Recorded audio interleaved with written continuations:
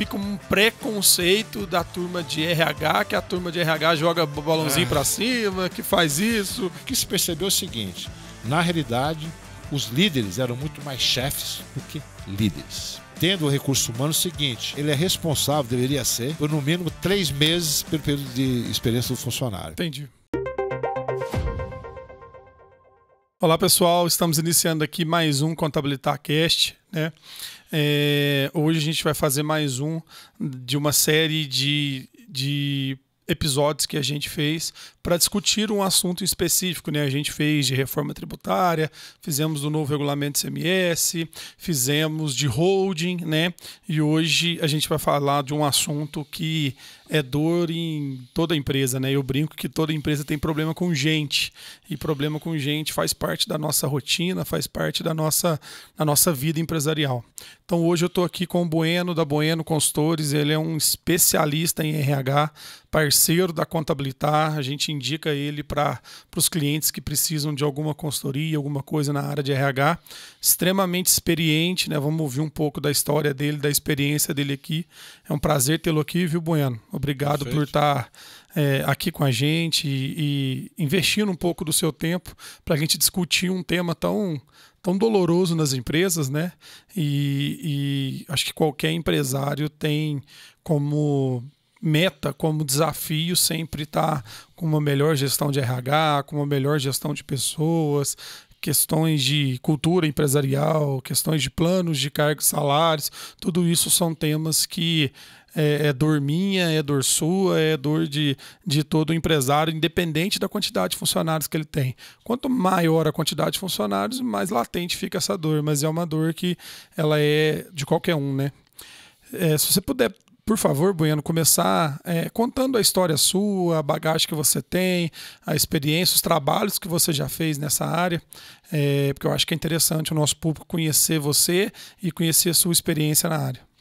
Bem, primeiro, Filipe, obrigado pelo convite aí, inaugurando aí o podcast na área de RH.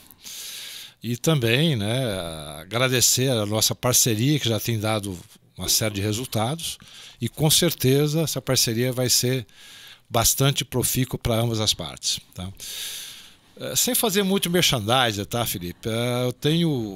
Sou jovenzinho, tenho 68 anos de idade, praticamente 40 anos na área de recursos humanos, né? Empresas multinacionais de grande porte, empresas nacionais, e eu me aposentei, entre aspas, há 3 anos atrás, mas, né, não dá para ficar em casa. Então, a gente voltou à atividade, né? A gente montou uma consultoria de recursos humanos, tanto eu quanto o meu sócio, o Sérgio Castelo, e a gente atende pequenas e médias empresas no sul de Minas e também temos uma parceria com São Paulo. Sem fazer muito propaganda, né? Eu sou psicólogo, formado pela USP São Paulo. Eu não vou dizer o ano, eu já falei um pouco a idade, mas nos bons idos de 79, né? E depois eu acabei fazendo um MBA executivo na própria UNB, uma parceria com a FASECA na época que tinha aqui, da UNB. E depois eu fiz mestrado em engenharia de produção, tá? Então, formação um pouco heterodoxa, vamos chamar assim, justamente para compreender, porque a grande demanda depois de recursos humanos, Bueno, você não entende nada de administração. Legal, então vamos estudar administração. Você não entende nada de processo, então vamos estudar engenharia da produção. E com o tempo também eu conciliei muito a questão de consultoria como executivo de recursos humanos, também, né, como professor em várias instituições, tanto da Fundação Getúlio Vargas, da PUC, FMU, etc., e outras por aí. E hoje a gente está com uma consultoria focada em recursos humanos, né, em Varginha, e como eu disse, a gente tem clientes em São Paulo com grandes clientes, um trabalho, muitos projetos muito específico na área de administração salarial, como você disse, às vezes um processo de assessment de executivos, processo de coach, de mentor, e essa metodologia toda a gente também trouxe para a Varginha, sabe? Então não se trata de apenas de copiar o modelo, o modo operandi de uma multinacional de uma grande empresa para uma empresa pequena, não. Existe a melhor técnica, mas como você bem disse, né, as dores do empresário hoje, a gente tenta transformar em amores. Né? Ou seja, conciliando efetivamente, é que você já disse a questão de pessoas, eu só volto um pouquinho, você tem muita questão do processos e pessoas e a própria estrutura organizacional da própria empresa. Então é importante a gente situar a administração de recursos humanos, a gestão do capital humano, gestão de gente, não importa muito o título que seria isso, que está linkado, que está vinculado inclusive ao planejamento orçamentário, que você conhece bem, planejamento financeiro da empresa, porque a área de recursos humanos não é que ela virou estratégica, ela está sendo considerada estratégica, sempre foi. O que hoje, na realidade, você tem pessoa, gente, para dar o resultado. Então, não adianta você também fantasiar para o pequeno e médio empresário, ele tem que fazer o investimento, mas o que importa no final também é o resultado da produtividade que traz em termos de bottom line. Então essa é a nossa visão, conciliar recursos humanos de uma maneira estratégica, junto com o planejamento estratégico da empresa, sentindo a dor, que vai se transformar em amor. Tá? O Buda já dizia, se aprende pela dor ou pelo amor, a gente entende as dores, customizado, essa é a questão da nossa senioridade que permite fazer. A equipe nossa é uma equipe que eu brinco com a gente, às vezes é eu-equipe.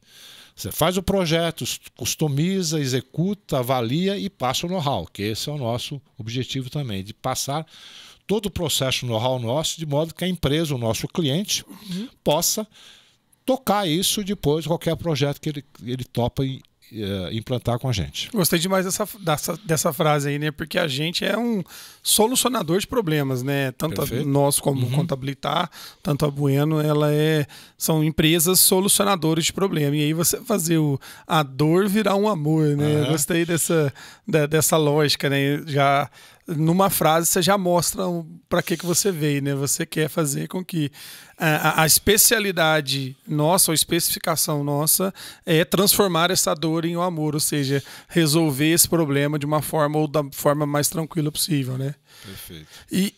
Mas nessa experiência sua dentro de empresas grandes, multinacionais, eu sei que a realidade é diferente, né?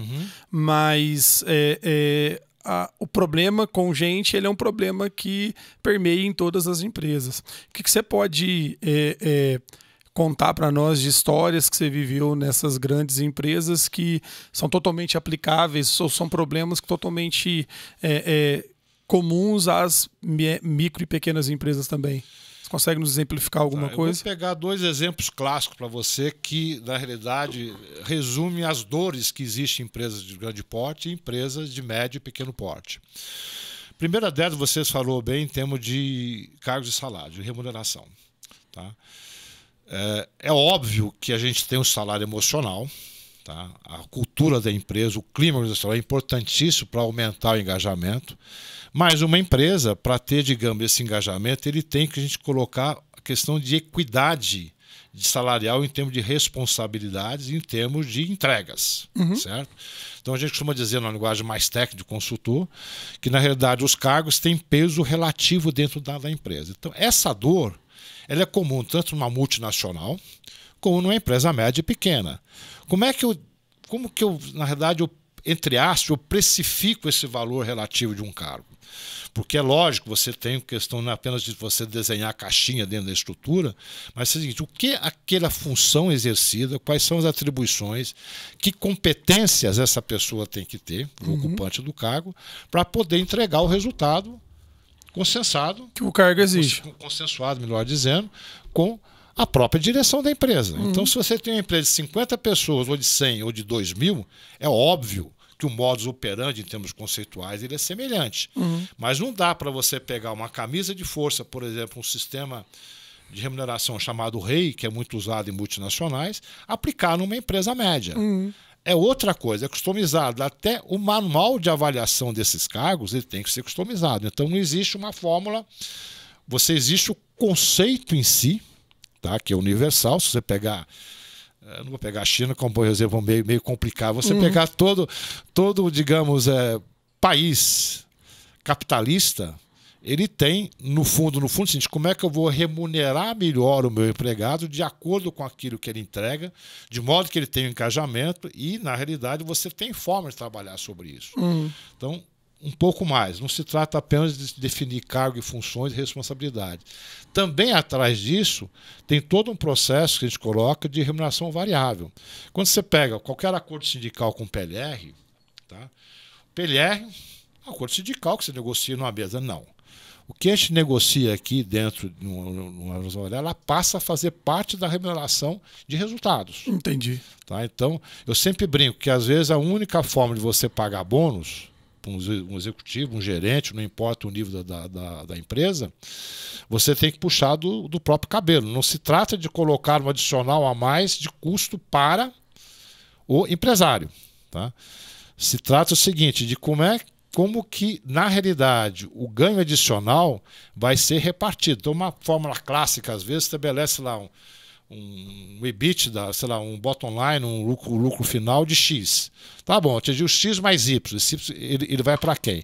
Normalmente, a grosso modo, né, você coloca aí uma porcentagem, às vezes 50% para o próprio empresário e 50% para o pessoal de comando, para o pessoal de operação, etc. Depende muito do modelo a ser aplicado. Funciona isso? Funciona. Nós temos experiências concretas, por uma questão ética, não posso falar nome aqui de clientes, que a gente conseguiu, dentro de um modelo, junto com o financeiro, junto com o orçamentário deles, a gente conseguiu oferecer para o salário até supervisão, inclusive, em média foram 3 salários nominais e meio, tirado do próprio esforço adicional. Entendi. É claro que isso com o ano vai ser renovado. Então isso é uma dor que aparentemente, independente do tamanho da empresa, existe em toda a organização. A outra dor, que é muito mais tranquila agora, que está ligada ao amor, né? Muito mais ao amor, não que a questão do bottom line não seja amor, né? O que é uma dor dentro das empresas hoje, que é comum, é o desenvolvimento de lideranças. E aí, se fosse aqui, daria uma tese de doutorado de 10 horas conversando aqui no mínimo. O que acontece hoje? Eu não seria o melhor mediador para isso. Não, com certeza seria, porque você é empresário. Nós somos empresários, tá certo? Então, a gente convive isso. E hoje o que acontece? Por que houve, vou usar uma palavra um pouco de moda, de consultor, né? A pandemia houve esse momento de disruptivo dentro do comando, dentro da linha de comando. Um belo dia, trabalhando no home office, legal. Como que a questão simples, né, do gestor, da liderança, de planejar, organizar, controlar, se viu administrando equipes de home office 5 vezes ao dia, 7 vezes ao dia. Como fazer isso, né? Como fazer isso. Então isso botou o dedo na ferida. E as empresas voltaram para si, como forma assim, tipo, a minha liderança não está preparada. Ela já sabia. Tá? O que houve, a gente sempre brinca, saiu do inconsciente e foi para o consciente. Tá? Na volta, não vou entrar na discussão aqui se vai ser híbrido ou não, a tendência é ser híbrido, se é redução. O que se percebeu é o seguinte, na realidade, os líderes eram muito mais chefes do que líderes. Essa palavra é muito complicada, inclusive. Tá? E quando teve a questão da pandemia, isso aflorou de uma maneira muito forte, tá? O que levou a empresa a repensar, inclusive, as competências comportamentais que a liderança deve apresentar e desenvolver hoje em dia. Simples, um exemplo simples disso. Conflito geracional. Eu tenho da empresa hoje, chamada geração Baby Boom pós-guerra. Certo. Tenho aí a geração X. Você tem quantos anos, Felipe? Quando eu fiz essa disciplina no mestrado, eu acho que eu me qualifiquei como Y, não era o X. Tinha os baby boomers de 60 e poucos até, depois X, Y e Z, se não me engano. Exatamente. Né? Hoje aconteceu, quando vê a geração, hoje eu tenho dentro das empresas 4, 5 gerações convivendo. Verdade. E normalmente a liderança ele vem de uma geração X. Sim. Né? Do tipo, estou imaginando temos de 45, 50 Perfeito. anos, um pouco mais. Ou Baby Boom. Ou Baby Boom, o pessoal já está aposentado um pouco, a gente discutiu um pouco mais à tarde isso, a questão da que a gente chama de carreira prolongada, porque hoje não tem. Então o que acontece? Esse conflito geracional despertou dentro da empresa como é que eu vou conseguir engajamento, como é que eu vou trabalhar com diversidade, como é que eu vou trabalhar com o conceito de ESG, com públicos diferentes. A liderança perdida. Porque você dá formação técnica, mas não dá formação comportamental. Então, você tem uma ideia, Felipe, sem exagero, em 2022, praticamente nós conduzimos entre região de Varginha, sul de Minas e São Paulo, quase 130 seminários de imersão em liderança, de programa de assessment, de programa de mentoria, tá? De trainees, inclusive, que vão assumir a primeira liderança agora. Foi impressionante, foi um boom tremendo. Durante a pandemia, trabalhamos muito, por incrível que pareça, porque o pessoal entrou em parafuso. Imagino. Né? E a gente tinha que suportar, entre aspas, não foi terapêutico, a gente não faz terapia na nossa consultoria, não é essa a proposta da nossa consultoria. Mas em alguns momentos a gente virava quase um terapeuta. Porque tive gerente que ligava, bueno, não dá, não dou eu não conta, consigo, quero ir embora, batendo pino. Então, sabe, situações além de situações como que acontece com qualquer gestor, né? Comigo acontece, com você acontece. Então, em resumo, esses dois pontos eu considero hoje, quando você falou novamente, questão de estrutura, questão de processo e gente, como remunerar de forma adequada e competitiva, sem aumentar o custo, a geração de caixa, a geração de bottom line, ser, digamos, consolidado dentro de uma participação da própria... Isso vem lá do orçamento. O orçamento, essa coisa toda. Tanta coisa que você falou aqui, eu fui anotando uma quantidade de coisas aqui, para não falar um palavrão. E aí eu quero voltar em algumas coisinhas e a primeira você falou em relação ao plano de cargos e salários na ordem aqui que eu anotei. Olha a dificuldade, vou falar a dificuldade que eu tenho hoje, cara. Assim, nós temos um plano de cargos e salários. A ideia nossa do plano de cargos e salários, desde o início da montagem dele, foi muito debatido, foi muito discutido, foi muito pensado, né? Foi trazer uma oportunidade de projeção para as nossas equipes, para todos os colaboradores nossos. Então a gente quis ser o mais justo possível, né? Que funcionário A está ganhando a mesma coisa que B, se A e B fizerem a mesma coisa, tiverem as mesmas competências. E a gente conseguiu montar essa estrutura. Precisamos agora dar uma renovada, eu até conto contigo para a gente dar uma modificada e até uma melhorada nele. Mas a ideia nossa é essa, que trabalhos iguais sejam remunerados da mesma forma, certo? E qual que é a dificuldade que a gente tem hoje? A gente tem... qualquer empresa é concorrente nosso, em termos de colaborador. Porque toda empresa tem contabilidade, toda empresa tem que apurar seus tributos, toda empresa tem que ter problemas com folha de pagamento.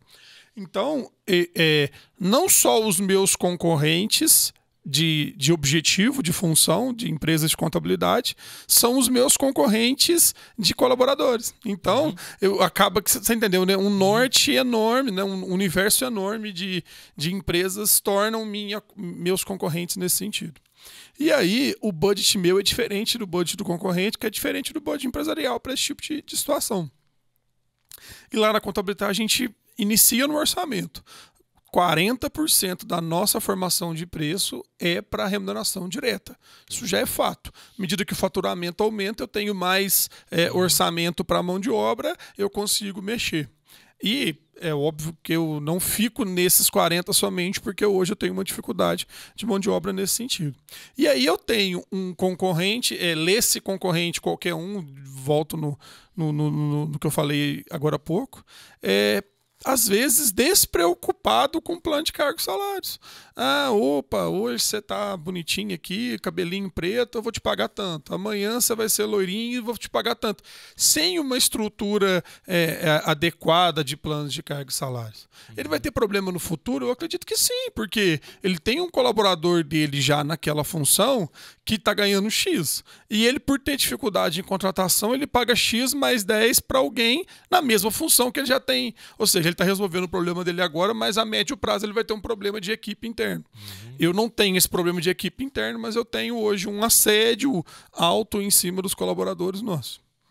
Não sei se tem solução, mas a minha pergunta é, qual que você imagina que seja a melhor solução para esse caso? Você colocou várias coisas aí que tentar eu estou citando um exemplo Contabilitar, tá? Mas eu tenho certeza que a maioria dos clientes ou dos ouvintes que estão nos ouvindo agora já sofreu com esse problema e vive com esse problema. Talvez a gente consiga ajudar em alguma coisa.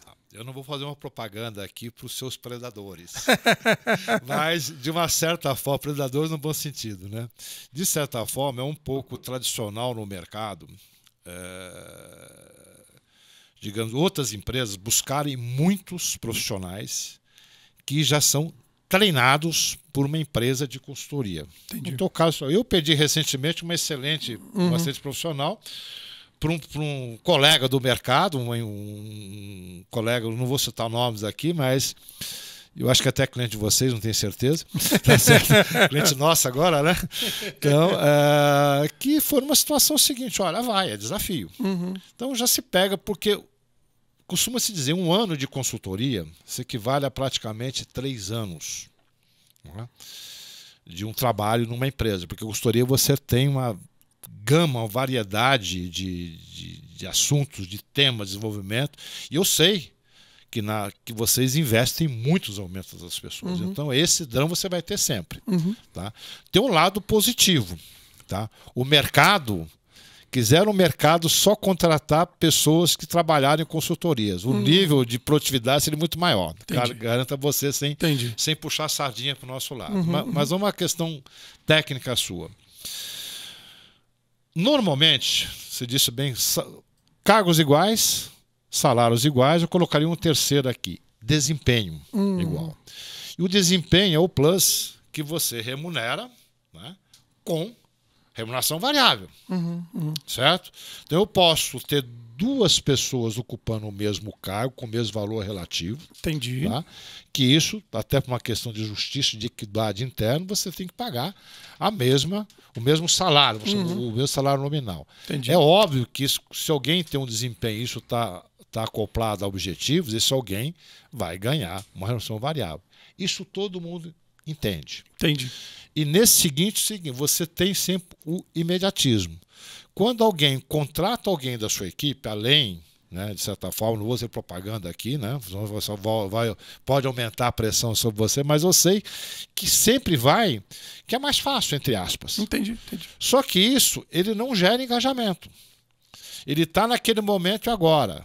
Tá? Se eu não estivesse ao vivo aqui, a gente podia falar até algumas besteiras aqui de alguma coisa, né? Mas ele não gera engajamento. Tá? Sem ser, digamos, conservador, ele não gera o casamento. Ele vai resolver o problema daqui agora. Só que isso ele gera uma bola de neve o próximo. Porque quando ele contrata alguém com 10 ou 15% a mais, automaticamente o efeito dominó interno... Isso que eu estou falando. Ele vai complicar. Ele vai subir a régua dele de remuneração. E às vezes, não, é claro que a mediana do mercado é que determina. Em última instância, quem determina salários de qualquer empresa é a mediana do mercado. Se eu tenho um mercado hoje, vamos supor em termos de Varginha aqui, que eu estou várias empresas vindo para cá, é natural que ele suba um pouco a régua, que ele precisa atrair os melhores profissionais treinados, não tem muito tempo para treinar e tem que entrar jogando. E a gente está com dificuldade aqui em Varginha de mão de obra. Exatamente. Então, isso implica, aí você vai numa questão histórica, de formação, educacional, faculdade, essas coisas todas, que daria um tempo maior. De forma concreta, não se preocupe. Tá? Por quê? Como, na realidade, ele volta... entre aspas, ele retira alguém da sua equipe para pagar 10% a mais, a outra empresa fazer 10%. Só que ninguém rasga dinheiro, Felipe. Entendi. Chega no momento que eu imagino que também. O mercado ele chega num patamar o seguinte, ele vai pagar a performance. Tá? Então, ele tem um desequilíbrio natural, é questão de oferta e demanda. O Adam Smith já falava isso alguma coisa no passado, bem passado aí, que você tem o seguinte, houve uma maior demanda, o salário acompanha. Então, ele tende a equilibrar. Eu me lembro que eu fui diretor de uma empresa aqui em Varginha, uma startup dela, e nós somos, entre aspas, predadores. Todo mundo sabia que era uma empresa multinacional, tá? Com um budget maior. Um budget maior e vai pagar. Tiver que pagar, mas equilibra depois. Entendi. Tá certo? Isso... Mas eu acredito muito nisso, viu? Tu fala isso com os meus sócios também, assim, fala, vai ter efeito rebote, vai bater e voltar. E uma coisa que eu não mencionei, mas acontece muito, pessoas que são auxiliares ou assistentes e lá na contabilidade e vão ser analistas ou coordenadores em outros lugares. Até onde ela já está pronta ou não para assumir aquela função. É claro que o nível de dificuldade da contabilidade, de acordo com a miscelânea de clientes que a gente tem, ele pode fazer que a pessoa possa assumir um cargo numa empresa, por exemplo, que às vezes não tem...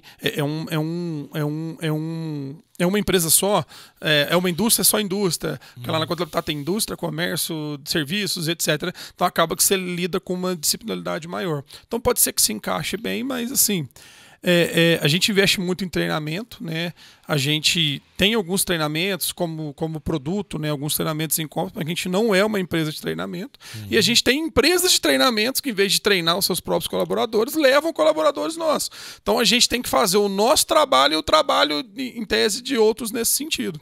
Mas é um desafio que a gente meio que já aprendeu um pouco a lidar, porque a gente rala muito com isso e eu acredito muito nesse efeito rebote, né? Ó, vai ser o predador, conforme você disse, eu não conhecia essa expressão, e você vai subir a régua sua e isso vai ter efeito econômico nos seus resultados depois, e lá na contabilidade a gente é sério em relação a isso. Eu te contratei por X, você vai ter o teu salário, teus direitos, encargos e etc, todos em dia, né? Aí eu não sei se as pessoas que estão fazendo, as outras empresas que estão fazendo isso, vão conseguir manter por muito tempo. E uma outra coisa que eu faço, a gente trabalha dioturnamente para melhorar a nossa margem, para melhorar aqueles 40% de mão de obra direta, para eu conseguir melhorar um benefício, uma remuneração, alguma coisa nesse sentido. Isso acho que é um papel de todo e qualquer empresário, né? É só complementar um pouco, uma outra saída, né? Saída aqui a gente foi conceitual, mas tem que ver, não existe receita mágica. Acoplado à questão de cargo, salário e desempenho, você tem uma coisa que se chama carreira. Tá? Em consultoria é muito comum a chamada carreira Y. Certo. Porque você tem uma estrutura, ninguém vai virar gerente, você vai ter muito mais cacique do que índio. Você, e no bom sentido, cacique, não que seja índio, cacique, mas no sentido de deixar claro aqui. Tá? Uma expressão até popular. Né? O que você tem muito é chamada carreira aí. Chega num ponto que você vai ter. O cara chegou numa senioridade X qualquer. Pô, o cara tem a competência instalada, eu tenho que manter? Legal. Ótimo, eu cresci, porque eu só posso fazer isso com crescimento. Não dá a fazer. Dinheiro não pede perdão. Tá? Então você, na realidade, faz a carreira Y com carreira de consultoria, consultor 1, 2, 3. É uma coisa muito comum. Entendi. Então você... Aí você consegue gerar oportunidades para mais pessoas. Embaixo, exatamente. Entendi. Então, o seu turnover... Porque a própria profissional que entra numa consultoria, a gente sabe disso, né? Ele é ávido por conhecimento. Então, nada mais, no primeiro ano, 1 ano e meio, 2 anos, ele vai tentar absorver tudo que você tem de bom, de ótimo, para, inclusive, aumentar a empregabilidade dele em nível de mercado. Entendi. Só que isso chega no momento. Eu sempre brinco que não tem só times de Pelépo, né? E nem de Messi. Isso. Tá certo? Claro que você vai ter Pelé e Messi nas equipes, mas você tem muita gente que, na realidade... dá o suporte necessário para o Pelé e o Messi marcarem gol. Aliás, o Messi é muito mais articulador do que goleador, né? Mas dentro de qualquer empresa isso existe. Mas eu entendi. Então, essa questão que você tem que ter customizado. É porque a gente não consegue dar oportunidade para todos. Infelizmente, a gente não consegue dar oportunidade para todos os talentos que a gente tem. Já falei isso até para o Joel, meu sócio. Falou, tem algumas pessoas ou alguns cargos aqui que infelizmente vão ser cíclicos, né? Vai chegar no momento X, eu não tenho mais oportunidade para ela e ela vai. Esse colaborador, eu te juro que eu não tenho receio algum e nem dificuldade em perder esse colaborador. Infelizmente foi uma deficiência minha, eu não cresci o suficiente para gerar oportunidade para todos, né? O que me chateia um pouco não é esse tipo de colaborador, sabe? Literalmente, você chamou de feras, não? Como é que chama? Os predadores, literalmente o que acontece.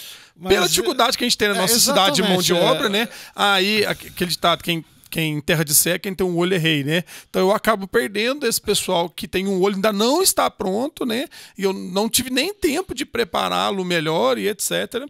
Eu acabo perdendo em relação a isso. Aí entra a questão seguinte que você disse. Você tem toda uma formação de base que não é legal hoje em dia, a gente sabe isso. Não que na minha geração, a tua geração... Não, quando eu estava dando aula na graduação, eu chegava aluno no primeiro ano de faculdade não sabendo fazer regra de 3. E aí eu dei aula para administração que o cara não sabia quem era Taylor. Achou Taylor é parente pai da Taylor Swift, não tem nada a ver.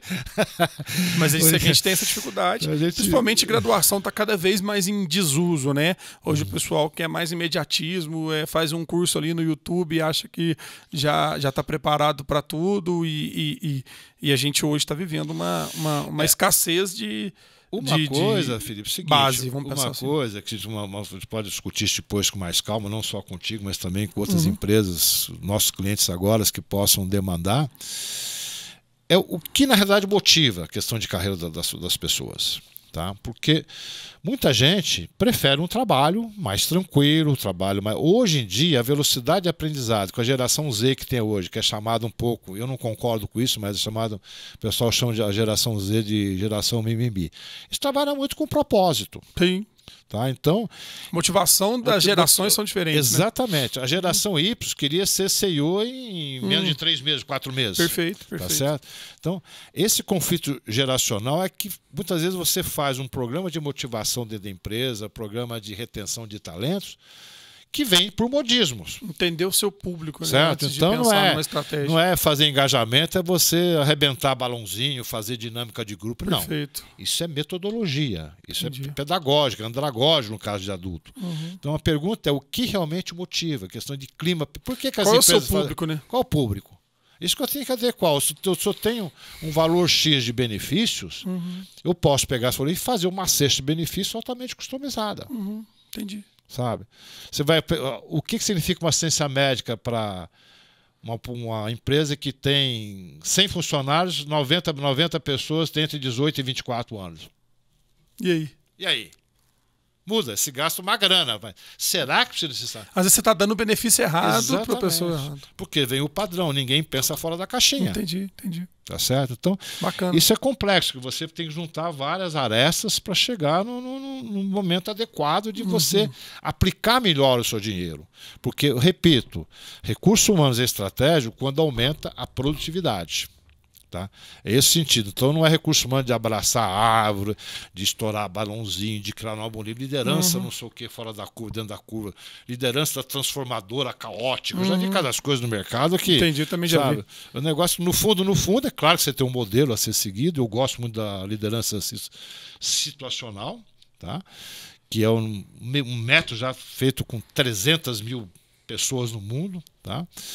E que hoje está voltando à moda, graças a Deus, porque hoje a liderança não, é que vai abraçar, não sei o que. Claro que e atrapalha os profissionais sérios de mercado, né? Porque fica um preconceito da turma de RH, que a turma de RH joga balãozinho para cima, que faz isso, que faz aquilo e eu acho que é o que você falou, são metodologias que ora pode ser aplicável, ora pode não ser aplicável e você tem que ter uma inteligência antes de aplicar uma metodologia, aplicar um benefício, aplicar um plano de cargos e salários, você virou essa chavinha em mim agora, de entender o público, entender a necessidade da sua empresa, que hoje pode ser A, mas daqui 6 meses pode ser B, e entender ali um conjunto de ações, né, na área de recursos humanos que vai atender e ser efetiva dentro do seu público e dentro do combinado de gerações que você tem ali. Eu compartilhar contigo assim, isso não é uma complexo, não é você criar um mega sistema. Tá? Entendi. São sistemas que você tem metodologias conceituais que foram sucesso. Como é que pode ser aplicado aqui? Não é transportar o pijama daqui para cá. Entendi. O figurino é diferente. Entendi. Tá? Então você tem para a empresa média, ele discute inclusive muito com o dono da empresa, os empresários, os acionistas, e a grande preocupação deles é o seguinte: olha, a gente não quer criar um bicho de 7 cabeças, muito pelo contrário, a gente opta pela simplicidade. Não significa simplicidade não ter base científica, não ter base de dados e não ter, principalmente, que pare em pé. Ô Bueno, e eu faço isso para tudo, cara. Para marketing, a Nádia tá aqui, eu não faço a minha persona. Eu não não preciso saber quem é o meu público ideal para eu atacar. Para vendas, eu não tenho que saber. Se eu for fazer um patrocínio de marketing digital, eu não tenho lá faixa etária, isso. Eu não tenho estratégias diferentes para chegar para pessoas diferentes. No meu atendimento, eu sei qual cliente é de um jeito, qual cliente é do outro. A gente tem que definir. Tem uns que gostam de WhatsApp, tem uns que gostam de Skype, outros gostam de e-mail, outros gostam de ligar, outros gostam de reunião. E eu não moldo a minha empresa para atender essas diversas. Por que no RH eu não faço assim também? Né? Eu tenho colaboradores que gostam mais de A, ou B, ou C, e eu vou adotar a mesma estratégia para pessoas diferentes. Cara, você foi muito assertivo nessa. É o seguinte, aí você tem conclusão. Aí que é o grande desafio. Como é que você pode customizar e, de certa forma, você alavancar essa diferença e alavancar dentro da empresa um resultado conjunto? Não dá essa informação, não. Deixa teu telefone. Deixa teu contato e teu telefone. Eu passar o telefone no final. Mas é fácil, é só ligar para você, já escuta parceiro, olha, tá aí. É só acionar a contabilidade. Não tem problema não, tá certo? A gente deixa depois do final o marketing, ótima conclusão. Merchan aqui. Pô. E eu notei outra coisa aqui interessantíssima, que eu tô falando contigo, mas pensando nas minhas dores, tá? Bônus. A gente já pensou, bateu cabeça, como fazer, como não fazer, como pensar num programa de bônus que seja eficiente, que não prejudique os resultados da empresa, né? Que permita um crescimento, que permita a valorização do colaborador. Cara, métrica, né? Como mensurar, é com base em EBITDA, é com base em faturamento, é com base em produtividade. Assim, é extremamente complexo você fazer um negócio justo. Eu acho que é isso, né? Porque se você pode inventar um programa de bônus agora com base em avaliação 360 e não sei o que lá, você vai avaliar comportamental, não vai avaliar produtividade técnica. Você vai fazer com base nas entregas das declarações ou na assertividade técnica, o cara é muito ruim de grupo. Você avaliou só o técnico, não avaliou o comportamental. Você vai... É muito complexo fazer isso, cara. Espero que você consiga me ajudar. É o seguinte, porque a nossa meta para o ano que vem é ter um programa desse. Eu tenho hoje um programa, não é segredo para ninguém. Eu acredito que não está funcionando, não está performando bem. Eu preciso melhorar muito meu programa de bônus. Certo. O que na realidade hoje a gente faz em concreto com as empresas? Eu disse no início que a gente às vezes puxa pelos próprios cabelos. Eu só posso pagar bônus aquilo que entra no meu resultado final. Eu acho que a dificuldade maior é mensurar isso, né? O excesso. O excesso que eu digo, o excesso positivo. Tá.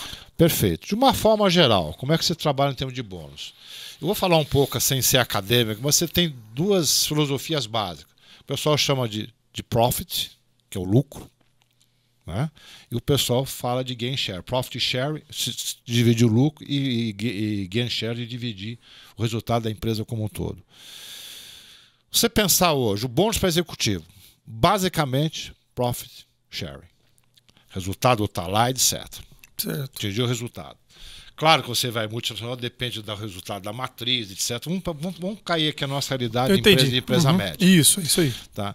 O que, na realidade, tem dado mais certo para a gente aqui em termos de empresas que a gente já implantou bônus até supervisão. Porque o PLR, de uma certa forma, vendo o acordo, a gente está... PLR para o pessoal operacional, sem nenhum demérito, pelo amor de Deus, é o pessoal que sustenta a casa, vamos chamar assim, ainda é complicado.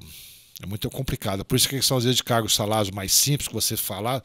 Você trabalha muito mais a questão do desempenho do mérito do que realmente de profit share ou gain share. E aí a gente ainda tem sindicatos que criam valor fixo de PLR, é um negócio absurdo. Negócio que você tem um sindicato que não tem realidade nenhuma. Você pega uma federação aí com não sei quantas pessoas, sindicatos. Até porque é difícil para o sindicato saber também, você vai distribuir X o seu lucro. Ele não tem essa arbitrariedade. O pessoal coloca, às vezes, no acordo coletivo. É melhor ele criar uma premiação do que dar o nome de PLR, porque fica ruim do jeito que eles fazem. Na realidade, você não tem, como entra com o PLR, entra que você tem um certo incentivo fiscal. Sim, né? sim. Por isso o pessoal às vezes coloca em coisa. Mas voltando à questão do profit e gain share. O profit share é muito individualizado. Eu não gosto, particularmente eu não gosto por resultado. Não é que eu não gosto porque eu não gosto. Tá? Porque os resultados obtidos de uma empresa média precisam do esforço coletivo maior. Entendi. Então, eu sempre brinco.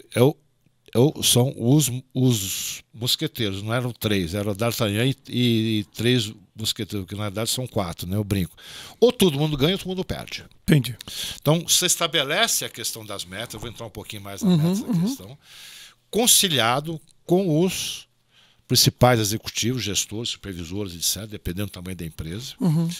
Isso é formatado de uma maneira de corresponsabilidade, ou seja, essa meta não é que o cara vai colocar lá em cima, tem que usar a meta SMART, específica, mensurável, atingível, essas coisas todas. Fechou legal, ótimo. Fechou o número. Como é que está o seu turnover? Como é que está o índice de reclamação da sua equipe? Como é que você consegue colocar?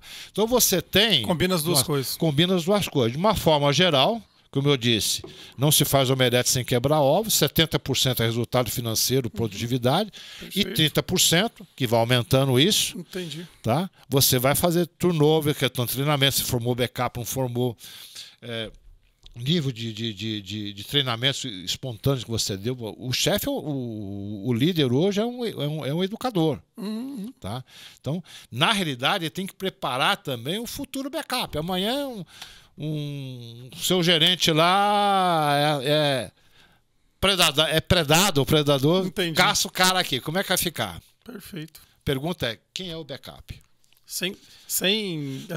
As dores são a dor de barriga mesmo, né? Muda só o dono, né? Só muda a questão Porque tudo que você falou faz muito sentido para nós. Do tamanho do processo. Então, como eu disse, Felipe, a questão é a senioridade nossa, um pouco de merchan agora, que você tem o seguinte, ele é customizado. O que deu certo aqui, o que eu defendo é o seguinte, existe metodologia, existem os conceitos, são universais, existem práticas que a gente vai utilizar. Não é tirado do ar, não é abraçar a árvore. Tem base científica.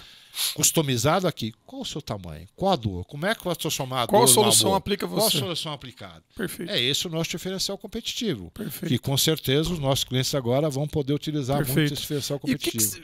Quando voltando ao assunto bônus, o que você traria? Existe uma fórmula mágica de periodicidade?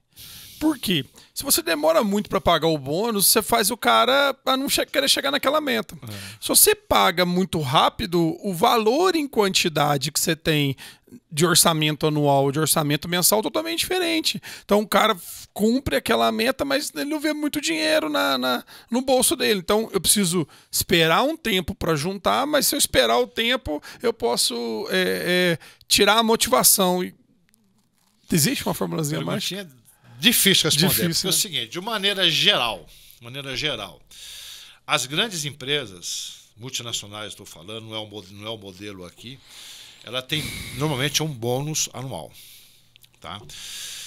Então, detalhe, eles trabalham muito com stop option, ou seja, aquelas ações que não são realizáveis no curto prazo, porque, entre aspas, não todo isso, não vou citar aqui, a gente tem recentemente casos de executivos que fizeram um pouco de maracutaia na contabilidade para receber o bônus. Tá? Então, vira um pouco complicado, né? Porque ele tem um ano, alguma coisa, recebe o dinheiro, acabou. E o stock option, ações, alguma coisa, algumas empresas de consultoria fazem isso, dão um share, dão uma ação, e tem você mais tarde você tornar um sócio minoritário. Entendi. Tá? Um partnership. Mas de forma mais concreta. Normalmente as empresas médias, o que eu recomendo que dá melhor resultado é o seguinte, tá? Você tem a cada bimestre, no mínimo, uma avaliação de resultados. Top.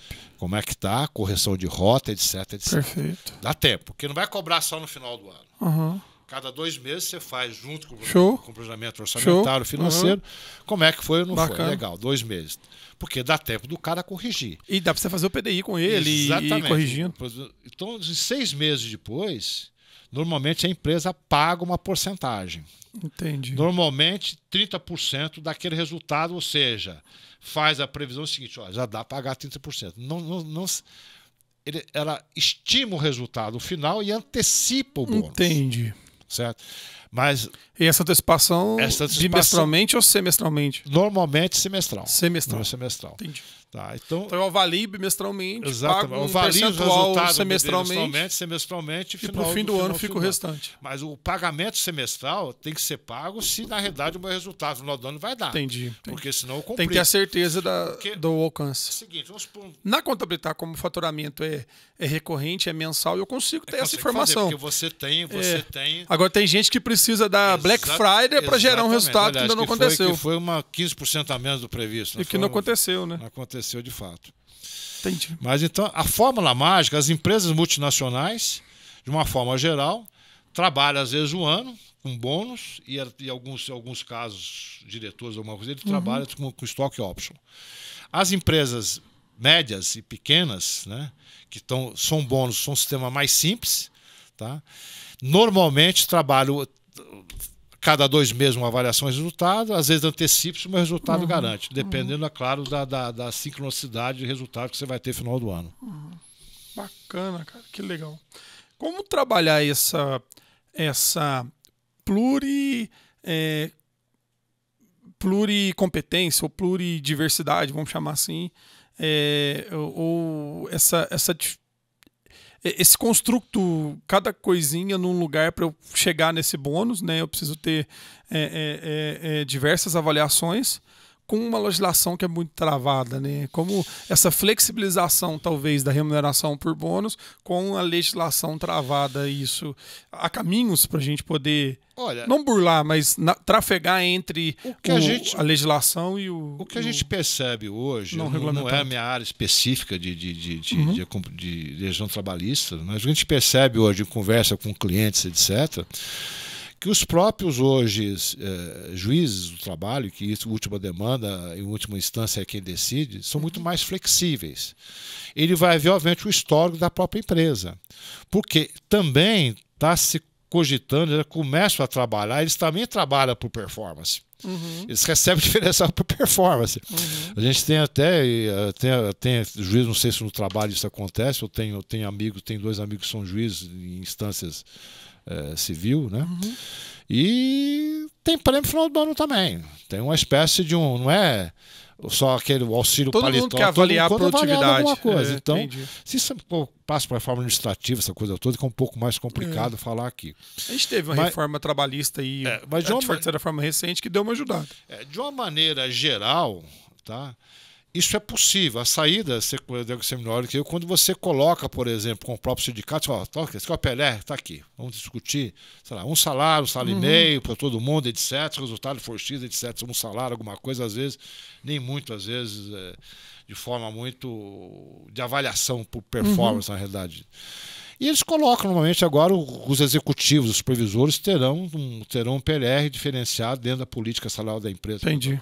Eu não vejo muitos problemas aqui, não. Menos o contato que eu tenho com empresas, não tem problema em relação a isso, não. É claro, tem que fazer com apoio jurídico, essas coisas todas. E que normalmente você segue de base para o bônus um salário, tipo assim, 14º salário, 15º salário, ou não tem vinculação com o salário, tem um teto para o bônus, o que você normalmente recomenda? Aí a questão é a seguinte, veja só, eu vou citar o último exemplo que a gente fez numa empresa, um cliente nosso aqui no sul de Minas.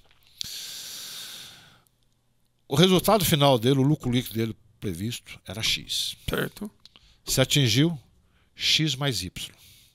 Esse Y, fora, tudo bem. O risco capital é meu, vocês colaboraram, etc. Ninguém share. Toda a supervisão para cima recebeu. Em média, deu 2,5 salários. Entendi. Só com detalhe. É claro que dependeu do desempenho da empresa, que foi muito bom. Da empresa. Então, que na realidade você tem o seguinte, não existe um número mágico. Entendi. Hoje ele está variando em empresas médias entre 2 a 4. Entendi. Tá? Empresas, setor financeiro, 7 a 10. Olha. Tá? Tem cara que... Tem setor financeiro, você pegar o Faria Lima, o Faria Live, o pessoal chama aí, pô. O pessoal tem bônus para quem trabalha com cesto de moeda, essas coisas todas. Mas você não acha que isso causa um efeito inverso? Ou seja, as empresas escolhem pagar menos salário fixo, com valor menor, para poder sobrar para o bônus dentro do orçamento deles? esse equilíbrio não é rompido. Entendi. Não é rompido, porque é o seguinte, você tem duas situações diferentes. Pagar ao mercado, a mediana, vai depender de questões seguintes. Um salário, a mediana 100. Mas eu não tenho mercado, eu não tenho predadores para minha empresa. Entendi. Não é uma questão de você pagar menos, você pode pagar 10% a menos. E transformar esse 10% em questão. Então, é uma composição. Entendi. Não existe uma Aí fórmula. vai ter dificuldade de ter mão de obra. Não existe uma fórmula pronta para isso. O mercado não De uma aceita. maneira geral, quando eu quero. Aí eu junto o seguinte, pô, o salário é importante, é claro que ele leva a comida no final do mês, né? Aí você tem a questão de engajamento, você tem um salário emocional, como é que é a liderança. E eu tenho um detalhe, eu te dou um dado agora, o pessoal pode pesquisar no Google aí, pô, tá? Primeiro motivo de pedido de demissão das empresas não é por salário e benefício, se chama líder. O salário e benefício vai aparecer em quarto ou quinto lugar. Entendi. Segundo é propósito, aí você tem a questão do clima organizacional, cultura, essas coisas todas. É óbvio, não estou defendendo, eu acho que esse equilíbrio que tem que ter.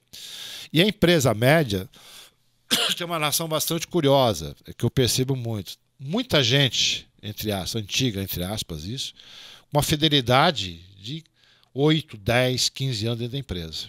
Né? Que sabe qual é a DNA da empresa. Então, ele, na realidade, ele é o portador do valor do acionista. Tá? E ele fica na empresa, garanto que ele tem propósito para sair, ele fala, vou deixar de trabalhar com o Felipe lá, que eu estou 10 anos com ele, alguma coisa. Então, se cria uma certa consistência, não que deve ser eterno, acho que as coisas têm que ser equilibradas. Tá? Mas sangue novo é bom, mas nem sempre sangue novo é bom. Concordo. A questão é como é que eu posso dar transfusão de sangue interno. Entendi. Aí entra a questão da motivação, essas coisas todas, essa comparação. Entendi. Ótimo. Perfeito? Muito esclarecedor. Eu tenho mais coisinhas aqui. Ah, vamos aí. Acho que você vai embora, não. Não, vai, à vontade aqui. Eu acho que, resumindo, se a gente for resumir esse assunto bônus aqui, eu acho que qual que é a tua meta pro ano que vem? Tudo vem de financeiro, não tem jeito, né? Qual que é a sua meta orçamentária de lucratividade do ano que vem? É X. Se você atingir X mais Y, e atingir X mais Y depende do esforço de todo mundo, né? Ainda mais numa média empresa, você citou bem, média e pequena empresa, isso é mais latente. Eu vou pegar X% desse acréscimo além do previsto, né? E vou dividir de uma forma X. Esse critério de divisão que eu acho que cada empresa deve ser o seu e cada forma tem que ser de acordo com o público, com a participação nesse resultado. E é que eu te falei, interrompendo um pouquinho, são as metas compartilhadas, o melhor resultado que tem. Por quê? Um gerente, porque é o seguinte, quando eu faço profit sharing, queira ou não, eu estimulo o feudo. Tá, concordo. O estativo está aqui, o financeiro está aqui, um está ajudando o outro e tampando o buraco do outro. Opa! O barco não está fazendo furo aqui, tendo furo aqui, aqui, aqui, aqui. Todo mundo é responsável pelo furo. Perfeito. Certo?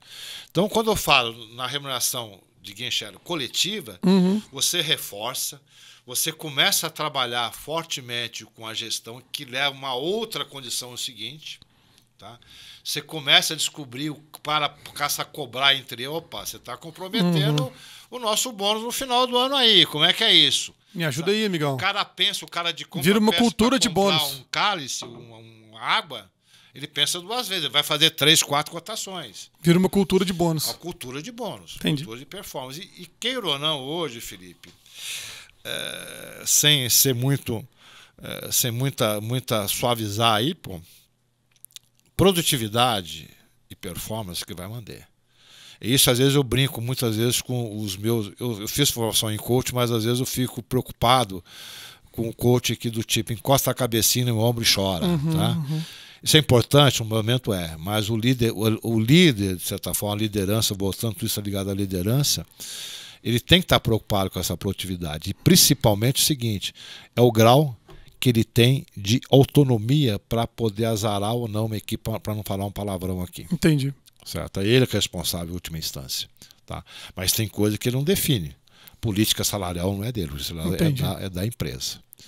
Então, é complexo, uma coisa vai puxando a outra. Por isso que o RH passou passou a ser estratégico, porque ele já era estratégico, ele passou a ser estratégico agora, porque eu consigo normalizar processo, eu consigo ter processos com capabilidade melhor, mas gente é gente. Tá? Isso não existe, digamos, uma fórmula mágica a trabalhar. Quem descobrir essa fórmula aí vai ficar bilionário. Tá bilionário, não tem, não vai. Mesmo com inteligência artificial, alguém vai estar atrás da inteligência artificial. Tá certo? Deixa os algoritmos para outra questão. Tem mais 2 tópicos aqui. À vontade, vamos aí. Tá? Quero discutir contigo cultura, tô adorando o papo. E eu quero discutir contigo contratação. Cultura. Eu sempre falo que cultura é algo meio que inexplicável, né? Você não conceitua, você vive. Acho que é mais ou menos assim. E a cultura de uma empresa começa com a cultura dos seus sócios e que ela vai ganhando temperos novos, vão ganhando gente nova, vai ganhando adições a essa cultura e que depois, não necessariamente ela é a mesma cultura dos sócios, mas talvez a cultura do sócio ou o objetivo do sócio é o que mais se prevalece. E aí eu vi uma frase num treinamento que eu tive faz um mês, eu acho, que cultura é o que as empresas fazem quando o chefe não está. Né? Basicamente isso. Então, assim, aí a imagem era uma camisa, uma gravata e sem cabeça. Ou seja, a roupa do chefe ficou lá e o chefe saiu. Você acha que é isso?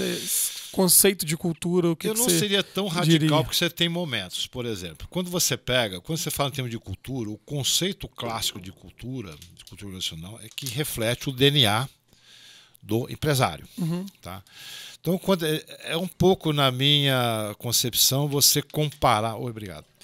Você comparar, por exemplo, uma cultura de uma multinacional de uma empresa média de donos. Tá? Uma empresa multinacional, ela tem implicações sérias com os shareholders, com os acionistas. Então, ele vende, inclusive, a questão da cultura. ESG surgiu muito disso, da questão de governança, de desenvolvimento ambiental. Isso virou uma praga, no bom sentido. Tá? E as empresas passam a cobrar isso para atender, inclusive, o shareholder, que o cara da comunidade, etc., cada vez mais. Então, são valores que vão passando, não de geração para geração, de quase de grupo de acionistas para grupo de acionistas.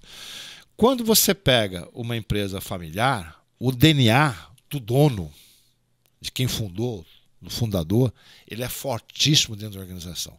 Tanto que a grande ruptura se dá, e a gente pode ver algumas empresas aqui da região que estão na segunda, terceira geração, e também aqui na região Pouso Alegre tem algumas aqui, Varginha também, Eloy Mendes, por aí, sem citar nome, mas como diz para o bom vendedor, um ponto é uma coisa. Você percebe o momento de ruptura, mas não da cultura em si. Entendi. Certo? Por exemplo, toda empresa média, de um fundador que ainda o patriarca está vivo, uma questão é a seguinte, é fidelidade. Quando você pega a questão de mercado fidelidade agora, fidelidade a quê, cara pálida? Vai dizer para uma geração Z que ele vai ter fidelidade. Eu sou fiel aos meus propósitos. Isso está virando uma confusão. Então, como é que você faz a questão de cultura organizacional? Eu sempre brinco que cultura é como o sujeito que vai fazer uma plantação, pegando um exemplo de agronomia aí, tá? Ele vai cuidar, né? Vai cuidar do alface, do salmeirão, sei lá, que ele vai criar na horta dele lá. E ele vai colocar o fermento, vai colocar, digamos, o fertilizante, essa coisa toda. Esse fertilizante é a missão, visão, valor das empresas de grande porte. As empresas familiares fizeram essa transição e muitas vezes a missão, visão e valores não bate com o próprio acionista. Houve uma cópia, literalmente, do que é bonito, o que o marketing fez. Então, de certa forma, cultura organizacional ela é construída e mudada de acordo com o mercado. Você não pode esquecer disso. Eu não via no passado empresas de médio e pequeno porte falar em preocupação ambiental. Pois é. Hoje é uma necessidade porque, de certa forma, hoje não só para salvar a questão ambiental, essa coisa toda, que é um projeto de país, essa coisa toda. Mas o mercado compra isso. O mercado compra isso.